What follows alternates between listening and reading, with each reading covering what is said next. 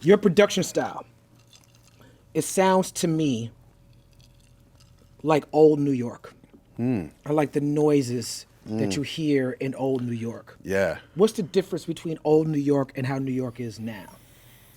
I do think that it's funny that you say that because I always explain that about my production because throughout my whole career, it's always been like, why is it so fucking noisy? You know what I mean? Why is it so noisy? And I'm like, well, because every time I'm making a beat, a siren is playing outside of my window, or someone is yelling, or a car is crashing, or a dog is barking, or or like, you're in Brooklyn now. I live in Williamsburg now. Every Friday night, there's an air raid siren that goes off to let the Hasidic Jews know that that it's the Sabbath and they have to put down whatever they're doing. And every time, inevitably, I'm making a beat and I'm like, that shit sounds fucking hot. What is it? And I'm like, that shit's funky. And then I'm like, oh, it's the air raid siren. Right. It's worked its way. The sound of the city, the clanging and the clutter of the city and the noise has always made its way into my shit. I don't think it's really changed that much in terms of that, between old New York and new York, you know.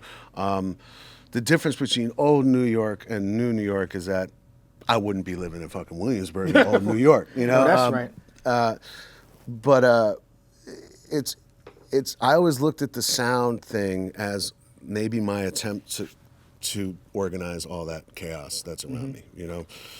Like if I could capture it and put it somewhere that I wanted it, then maybe it would make a little bit more sense, you know? Now we were just talking in the back about you've been working with Rick Rubin.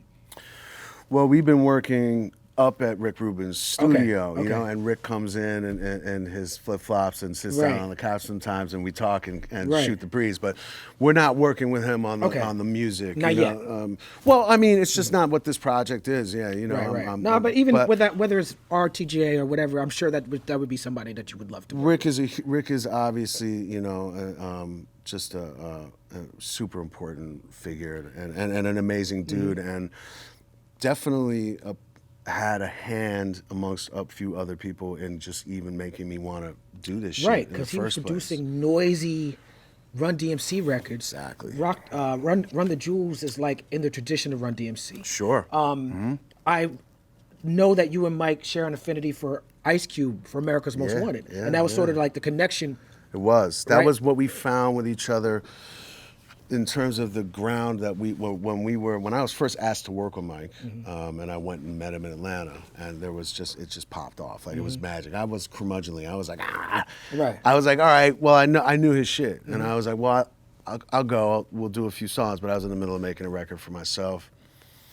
I didn't want to get involved with anyone else. I had just stopped being involved with a bunch of other people's records and stuff, and I was like, I don't want to do this.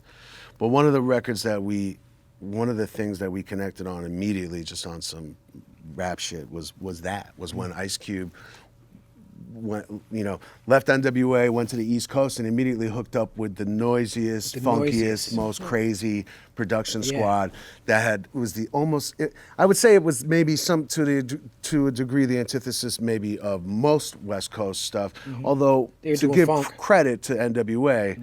They were pretty noisy too, you know what I mean? And so it made some sense, you know. But Dre says that he was trying to do the Bomb Squad. That makes a lot of sense. Yeah, he said he was listening to Public Enemy records and said, I'm trying to do the gangster version of that. And that's what it was, yeah. So there was some through lines, but we definitely bonded on that. And the Run DMC thing for sure. I mean, that's why we do two guys in black denim on a stage with a DJ, and that's our show. The Run DMC, as opposed to like the funk, where it's like the costumes and everything. Yeah, and you know the thing that was cool about Run DMC, and I know you remember this, was they were the first dudes to come out to just dress like normal dudes. Like the dude on the corner. Yeah, and you were like, wait a second, I could potentially be one of those dudes. Like I could, Run DMC made you feel like you could join the group. It wasn't like my crazy. Adidas You didn't have to wear like yeah. flat feathers. It's like I got Adidas on. Like, I'm my Adidas. That's the song, right? Like, yeah. Oh, these are my Adidas. Right. You got yours. So we love that about that, you know, and we loved that sort of feeling. We wanted people to feel like I love the fact that Run DMC were super powerful and hard, but they weren't out there literally threatening you, you know, with violence. You just knew that these dudes had personal power. You just knew that these dudes were powerful. Like he's like, I went to St. John's University. Yeah. And you're like, I'm smart. I wear glasses. Right. I have Adidas.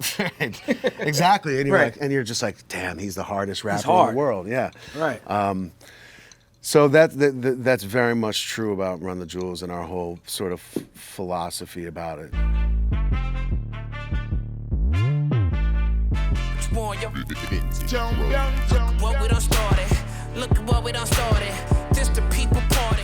When opportunity knocking, then young nigga move that door. Whoa, get your foot stuck, get it, call me young, go get it. They can't fuck with it, might as well roll with it.